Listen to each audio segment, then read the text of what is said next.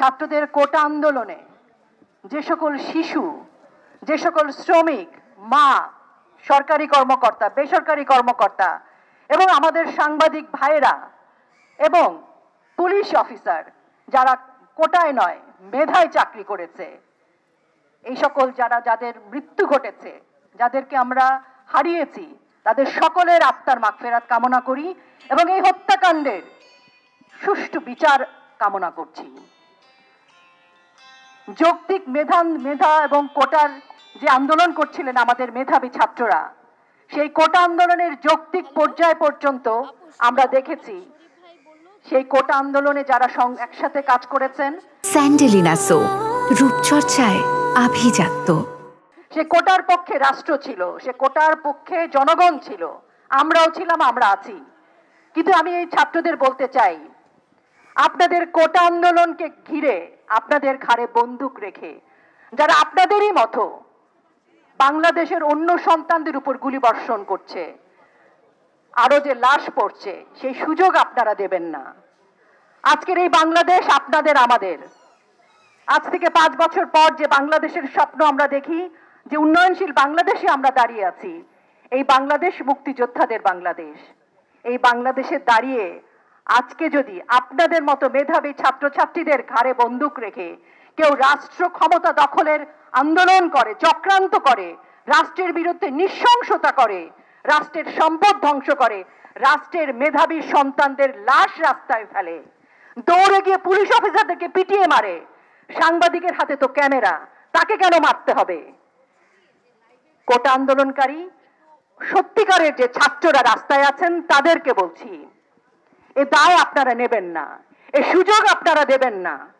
আপনাদের আন্দোলনকে ছিনতাই করে যারা রাষ্ট্র ক্ষমতায় যেতে চায়, যারা বিদেশিদের মদদ নিয়ে চক্রান্তকারীদের ইশারায় ক্ষমতায় যেতে চায়, বাংলাদেশকে পিছিয়ে দিতে চায়, বাংলাদেশে হত্যাযজ্ঞ করতে চায়, বাংলাদেশে ধ্বংস করতে চায়, সেই রাষ্ট্রদ্রোহীদের হাতের পুতুল আপনারা হবেন না।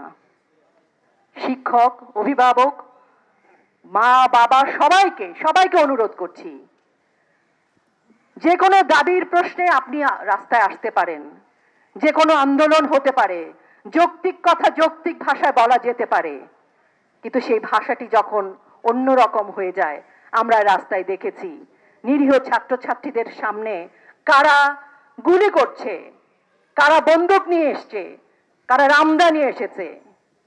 তাদের হাত থেকে আমাদের মেধাবী ছাত্রদের, আমাদের প্রকৃত অর্থেই যারা আন্দোলনে নেমেছিল, সেই ছাত্রছাত্রীদের রক্ষা করবার স্বার্থেই মাননীয় প্রধানমন্ত্রী শেখ হাসিনাকে অনুরোধ করছি। তিনি বলেছেন জাতিসংঘ এসে সুষ্ঠু তদন্ত করতে পারে, পৃথিবীর অন্য যে কোনো দেশ থেকে এসে তদন্ত হতে পারে, আমরা স্বাগত জানাই। হাইকোর্ট দাবি দাবা মেনে নিয়েছে, রাষ্ট্র কোটা আন্দোলনকারীদের পক্ষে। তাহলে মাঝখানে যারা এই আচরণগুলো করছে, এই দুষ্কৃতিকারীদের আমরা ধিক্কার জানাতে চাই, প্রতিবাদ জানাতে চাই। এই বাংলাদেশকে আমরা রক্ষা করতে চাই। আমরা এই বাংলাদেশের উন্নয়ন, বাংলাদেশের মুক্তিযুদ্ধের চেতনা আমরা কোনো দুষ্কৃতির হাতে দিতে চাই না। আমরা রাজাকার, যুদ্ধাপরাধী, আলবদর, আল-শামস সেই পাকিস্তানিদের দোসরদের হাতে বাংলাদেশকে তুলে দিতে চাই না। আমাদের মেধাবী প্রকৃত স্টুডেন্ট যারা, তাদেরকে আমরা এই সকল দুষ্কৃতিকারীদের হাতের পুতুল বানাতে চাই না। সবাই যেন সুন্দর করে ভাবেন, কেউ কাউকে উস্কানি দেবেন না। সময়টা আমাদের, সময়টা বাংলাদেশের, আমাদের এগিয়ে যাওয়ার সময়। এ সময় আসুন হাতে হাত রেখে আমরা এগিয়ে যাই, উন্নয়নে কাজ করি। যে আগুন নিভে যায় সে আগুনে ঘি ঢালার দরকার নেই। আগুন জ্বালালে কি হবে? আপনি ভাবছেন আমার ঘর পুড়ছে, ঘর আসলে আমাদেরই পুড়ছে। এই ঘরটা আমাদের একটাই বাংলাদেশ, আমাদের সকলের একটাই বাংলাদেশ। আসুন সেই বাংলাদেশের নির্মাণের কাজে আমরা শ্রমিক হই, বাংলাদেশকে জ্বালাও পোড়ার কাজে আমরা যেন অংশীদার না হই, কোনোভাবে কোনো বিভ্রান্তির শিকার যেন আমরা না হই। গণমাধ্যম কর্মী, আপনাদেরকে কৃতজ্ঞতা জানাই।